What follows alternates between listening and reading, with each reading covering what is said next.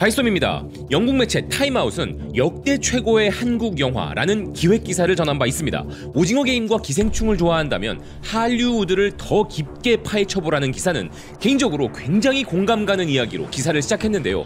Y2K 이전 세대라면 학교 역사책 뒤편에 있는 한반도의 남북 갈등을 알았겠지만 그 외에는 한국에 대해 거의 알지 못했을 것이란 기사는 현재 한국 대중문화는 K-팝과 드라마, 김치를 쏟아내고 있다면서도 그래도 한류 열풍의 가장 큰 부분 중 하나는 항상 영화였다고 이야기했습니다. 할리우드 스타일의 액션 블록버스터였던 영화 쉬리부터 잔혹한 복수 스릴러 올드보이는 물론 아카데미 최우수 작품상 수상작 기생충은 그전에는 크게 유명하지 않았던 한국 영화의 큰 성과들로서 오늘날 전 세계는 이런 한국 영화에 푹 빠져있다 이야기했는데요. 그럴만한 이유는 한국은 독창적 아이디어와 스토리텔링의 금광가도 같기 때문이라는 기사는 한국 역대 최고의 영화 37편을 소개했습니다. 가장 먼저 기사가 소개하는 1위 영화는 1960년 김기영 감독 작품인 하녀였고 그 외에도 곡성, 기생충, 장화홍련, 살인의 추억, 박하사탕 등 대한민국이 탄생시킨 기라성 같은 작품들을 꼽았는데요. 물론 과거엔 한국 영화가 전 세계 소수 매니아들의 전유물이었던 시대가 있었습니다. 그렇지만 이제 한국 영화를 전 세계 어디에서나 볼 수 있고 해외 동시 개봉의 시대까지 다다랐는데요. 게다가 요즘 세계인들은 국내에서 인지도가 높지 않았던 작품들은 물론 한국의 고전 영화들까지 컬렉션화하여 즐기고 있어서 할리우드는 할리우드 다음 가는 영화 산업의 차세대 주인공으로까지 올라오게 된 것이죠. 스페인의 대표적인 일간지 라반구아르디아는 바르셀로나에서 한국 영화 20편이 상영되는 한국 영화제가 열리는 것에 대한 특집 기사를 전하고 있었는데요. 네, 잘못 들으신 거 아니고 스페인 바르셀로나에서 한국 영화를 주제로 한 영화제가 열리는 것입니다. 기사는 기생충과 오징어 게임이 전 세계를 휩쓸기 훨씬 전부터 한국 영화들에 대한 관심은 이미 국제적이었다면서 한국 영화들은 많은 서양 영화 거장들의 관심도 사로잡아왔다는 것이었는데요. 이번 한국 영화제 집행위원장인 글로리아 페르난데스는 한국 영화는 관객의 감정을 사로잡는 줄거리를 통해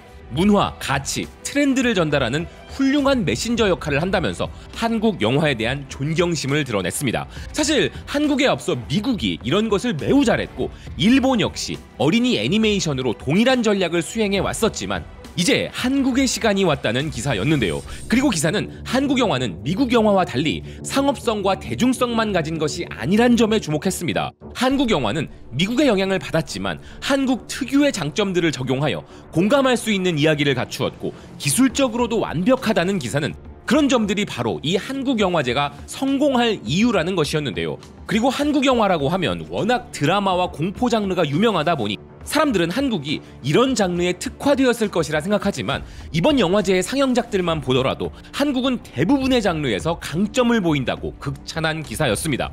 이렇게 스페인에서 극찬을 받고 있는 한국 영화들. 그런데 이번에 새로 나온 또 다른 한국 영화는 캐나다에서 기립박수까지 터져나오게 만들어 이슈가 되었는데요.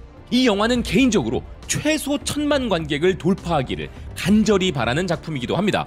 로이터 통신을 비롯한 북미권 주요 매체들은 1976년 시작된 북미 지역의 가장 영향력 있는 영화제 중 하나인 토론토 국제영화제에서 기립박수가 터진 이 한국 영화에 주목하고 있었는데요. 그것은 바로 올해 최고의 기대작으로 손꼽히는 한국 영화 하얼빈이었습니다. 기사는 토론토의 수많은 영화 팬들이 하얼빈 시사회장에서 몇 시간을 기다렸다면서 이들은 이번 역사극에서 처음으로 호흡을 맞춘 한국 스타들 이동욱과 현빈을 보려고 오랜 시간 기다렸다는 것이었는데요. 그리고 그들의 인내심은 현빈과 이동욱이 레드카펫에 등장함으로 보상받았다는 것이었습니다. 기사는 이번 시사회가 한국 문화의 전 세계적 인기를 상징적으로 보여준 것이라 이야기했는데요. 영화 하얼빈은 20세기 초 일본의 압제로부터 한국을 해방하기 위해 싸운 용감한 저항군에 대한 이야기라는 기사는 한국의 자유를 위해 싸우는 투사들이 중국의 얼어붙은 북동쪽 도시인 하얼빈에서 일본의 제1대 한국 통감 암살 계획을 실행하는 스토리라 소개했습니다. 앞서 제가 최소한 1000만 관객이 이 영화를 봤으면 한다는 이유가 이 기사의 영화 줄거리 설명에 모두 담겨 있는데요. 또한 기사는 이 영화는 2021년 아카데미 최우수 국제 장편 영화 후보작이었던 남산의 부장들과 내부자들을 연출한 우미노 감독의 작품이라 소개했습니다. 이동욱과 현빈 그리고 우민호 감독이 시사회장 무대에 오르자 모든 참석자가 일어나 찬사를 보냈다고 하는데요. 이런 엄청난 주목도와 화제성으로 하얼빈의 북미 개봉 확정이라는 낭보도 전해졌습니다. 미국 엔터테인먼트 매체 버라이어티는 상업영화 배급의 오랜 역사를 가진 웰고 USA가 이 영화를 유통하게 될 것이라 전했습니다. 그러면서 기사는 1905년 일본은 한국의 을사조약을 강요하여 외교권을 박탈하고 한반도 전체를 일본의 식민지로 전락시켰지만 일본에 무장저항하는 끈기 있는 한국의 의병대가 있었다면서 그 피비린내 나는 전투에서 유일하게 살아남은 안중근이 한국의 초대 일본 통감이자 폭력적 식민지 억압의 상징인 이토 히로부미를 암살하기 위해 작전을 펼치는 내용이라 소개했는데요. 또한 기사는 세계적으로 유명한 배우인 현빈, 이동욱과 더불어 박정민, 전여빈, 조우진, 유재명, 박훈 배우 등이 출연하는 이 영화는 복잡한 역사적 서사시이지만 우민호 감독이 잘 엮어냈다면서 한국의 거장 촬영 감독 홍경표의 아름답고도 가슴 뭉클한 장면도 살아있는 작품이라 설명했습니다. 또한 이 영화 하얼빈은 한국은 물론 전 세계적으로 모든 인류가 함께 지나온 엄청나게 위태롭고 중대한 시기를 시각적으로 멋지게 묘사한 작품이라 소개했는데요. 그리고 이번 영화 하얼빈의 주연 배우 현빈과 우민호 감독은 미국 매체 데드라인과 인터뷰를 진행하기도 했습니다. 인터뷰에 따르면 우민호 감독은 현빈에게 3번이나 이 역할을 제안했다고 하는데요. 그러나 현빈은 안중근 의사의 역사적 위상 때문에 주저할 수밖에 없었지만 마음 한편으로는 이런 드문 기회를 놓칠 수 없다고 생각했다는 것이었습니다. 또한 우민호 감독은 우연히 들린 서점에서 안중근 의사에 대한 책을 읽고 이 영화를 만들 결심을 하게 되었지만 안중근 의사의 여정을 영화적으로 묘사해야 한다는 엄청난 과제에 압도당했었다 이야기했는데요. 아울러 이 둘에게 영감의 원천이 된 영화는 알레한드로 이냐리투 감독, 레오나르도 디카프리오 주연의 2015년 영화 레버넌트였다고 합니다. 이 설명만으로도 정말 엄청난 역경을 표현하는 영화겠구나 싶은 생각이 드는데요. 여기에 더해 중요한 참고자료는 박경리 작가의 대하소설 토지였다고 합니다. 그리고 이 영화에 대하여 우민호 감독은 이런 설명을 덧붙였는데요. 그 내용에는 제가 이야기하고픈 내용들이 전부 담겨 있었습니다. 안중근은 한국에서는 유명한 인물이지만 외국인들은 그가 누구인지 모를 수 있다. 그래서 해외 관객들이 우리에게 어떤 반응을 보여줄지 궁금하다. 그들은 약간 다르게 받아들일 수 있지만 영화의 메시지는 명확하고 보편적이며 과거에는 실패했었음에도 불구하고 다시 확신을 가지고 극복하며 목표를 달성하는 한 인물에 대한 내용이다. 안중근을 모르더라도 모든 사람이 공감할 수 있을 것이다. 독립투사분들과 안중근 의사의 일대기를 조명한 영화는 이전에도 있었습니다. 그렇지만 한류로 인해 한국 영화에 대한 전 세계의 주목도가 올라간 현 상황에 이 영화에 캐스팅된 배우들이 가진 전 세계적 영향력까지 더해져 우리에겐 우리의 역사를 전 세계에 알릴 결코 흔하지 않은 절호의 기회가 온 것입니다. 단순히 우리나라 역사에서만 위대한 인물이 아니라 세계사적으로도 잔혹한 식민 통치에 대한 저항 정신을 상징하는 중요한 인물, 바로 안중근이라는 이름 3글자가 세계적으로 더 알려질 기회인 것인데요.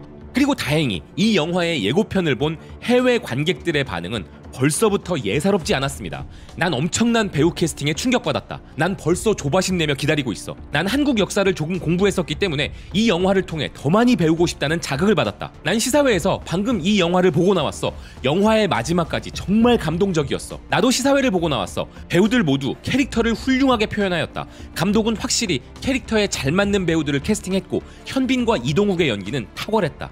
그리고 중국에서 나오는 반응들도 매우 흥미로웠는데요. 중국인들은 이 영화에 대해 전혀 다른 2가지 종류의 반응들을 보이고 있었습니다. 우선 첫 번째 부류는 긍정적인 반응을 보이고 있었는데요. 반일 영화라면 누가 만들던 무조건 환영이다. 파묘 못 봤냐? 한국인들은 일본이라면 귀신과도 싸운다. 하지만 부정적인 반응도 존재했습니다. 왜 한국 영화인데 제목이 하얼빈이냐? 이건 한국이 하얼빈을 노리고 만든 영화다. 이렇게 하얼빈이라는 영화 제목 때문에 우리가 중국 영토를 노리고 있다는 말 같지도 않은 민족주의자들의 반응도 뒤섞여 혼란스러운 상황의 중국이었습니다. 물론 일부 중국 네티즌들 중에는 안중근이라는 인물을 높이 평가한다는 지극히 정상적인 반응을 보이는 경우도 있긴 했는데요. 그리고 모두가 예상하시듯 이 영화 소식에 개거품을 물고 개봉 전부터 벌써부터 긁혀서 흥분하고 있는 나라는 바로 일본입니다. 일본 네티즌들은 이 영화가 토론토 영화제에서 기립박수를 받았다는 소식에 이런 반응을 보였는데요. 안중근은 한국에서는 영웅이지만 우리나라에서는 초대 내각 총리 대신과 한국 통감을 맡은 이토 히로부미를 암살한 테러리스트다. 현빈의 팬이었는데 그가 반일이었다니 복잡한 심경이다.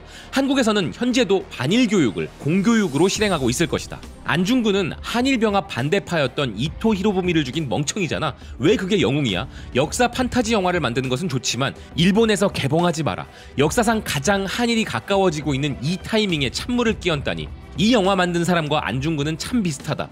착각해서 정반대의 일을 해버리는 멍청이들. 한국에서는 빈라덴처럼 영웅으로 추앙받겠지만 세계적으로 보면 그냥 테러리스트일 뿐이다. 게다가 죽일 상대를 잘못 겨냥했다니 정말 어처구니가 없다. 빈라덴이 이란의 비행기를 들이받은 꼴이지. 그리고 나 현빈 좋아하는데 이런 영화에 현빈 쓰지 마라. 부디 영화에 반일이 포함되어 있지 않기를 바란다. 일본 팬들을 생각한다면 작품 선택은 신중한 것이 좋지 않았을까? 보고 싶긴 하지만. 보고 싶다. 반일 영화라면 일본인으로서 짜증나긴 하겠지만 보고 싶다. 꼭 보고 싶다. 절대로 보고 싶다.